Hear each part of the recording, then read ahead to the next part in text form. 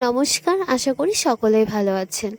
এইদিকে বাড়িতে পিসি পিসেমশাই আর ভাই চলে এসেছে। এইদিকে পিসি কিন্তু এসেই তেজপাতা ছাড়ানো শুরু করে দিয়েছে বাড়ি নিয়ে যাবে জন্য। এটা ছিল আমাদের গাছের, আর আমার মা ধান সিদ্ধ করেছিল, সেটা শুকাতে দিয়ে তার দেখুন মাথার উপরে পাহাড়ের মতো মেঘে আস্তরণে ঢেকে আছে।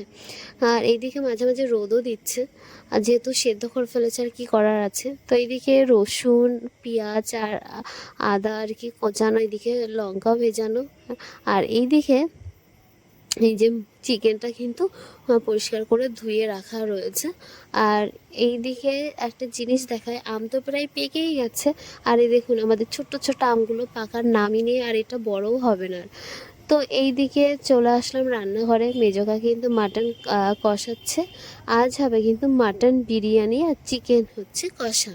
আর যেহেতু এটা পিসির ছেলের বার্থডে, মানে ভাইয়ের বার্থডের উপলক্ষে খাওয়া, পিসিরাই দিচ্ছে আমাদের।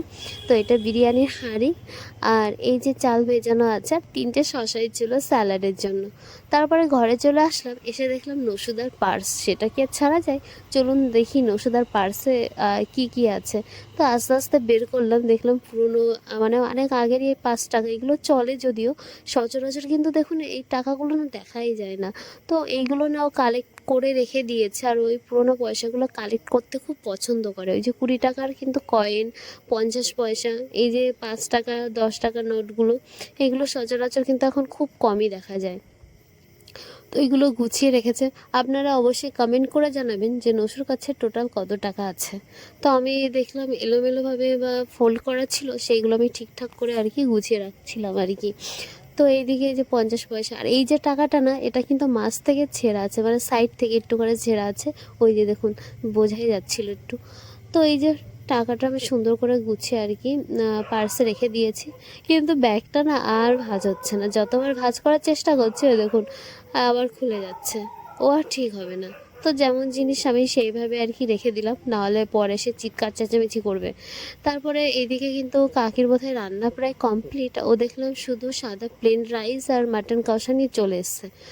তো এদিকে খাবে আর কি। তো আমি ওর কাছ থেকে একটু চেয়েছি, ও প্রথমে দেবে না দেবে না করছিল, তারপর হঠাৎ কি মনে হয়েছে, তো আমাকে দিল। যাই ওটা ছোটো মানুষ যেহেতু ওর মনের ওপরে চলে, কিন্তু যাই খায় দিয়ে খায়।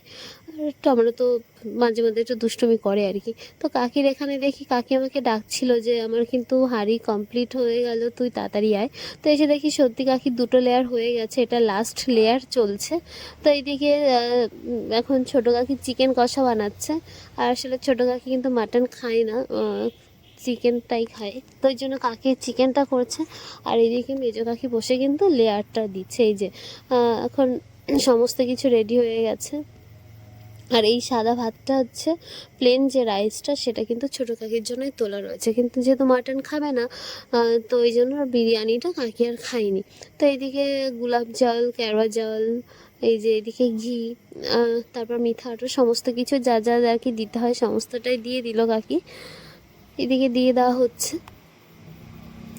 আর এই জন্য ঘিটা এমনি কমও দেওয়া হচ্ছিলো, যেহেতু গরমকাল, অতটা না খেলেই নয়। এই যে আতরটা এখন দিয়ে দেওয়া হচ্ছে, আর ওপরে একটু গ্রেভি দেওয়া হয়েছে। তো এটা দমে বসাক। আর এইদিকে দেখো অবস্থা কি, নসুদার হচ্ছে লেগেছে ঝাল। তো ওই কারণে মোটর চালিয়ে এখন মুখের সামনে পাইপটা ধরছে, মুখের জ্বালাটা যেন একটু কমে।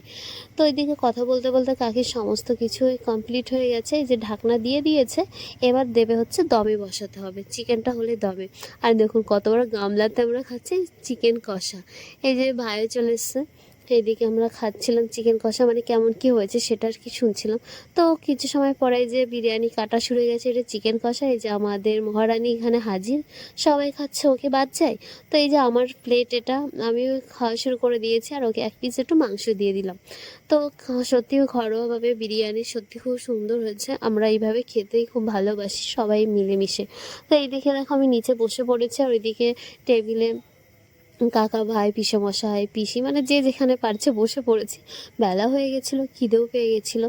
তো এইদিকে এই যে প্রথমে একটু মাংসটাকে চিড়ে, তারপরে একটু স্যালাড, যদি একটু লেবু হতো ভালোই হতো, কিন্তু এই যে একটু পেঁয়াজটা নিয়ে এখন মুখে পুড়ে দিলে একদম ইয়ামি ইয়ামি। যাই হোক, ভালো হয়েছিল সমস্ত কিছু, দিনটা খুব ভালো কাটলো। তারপর কোল্ড ড্রিঙ্কস খেয়ে বিদায়।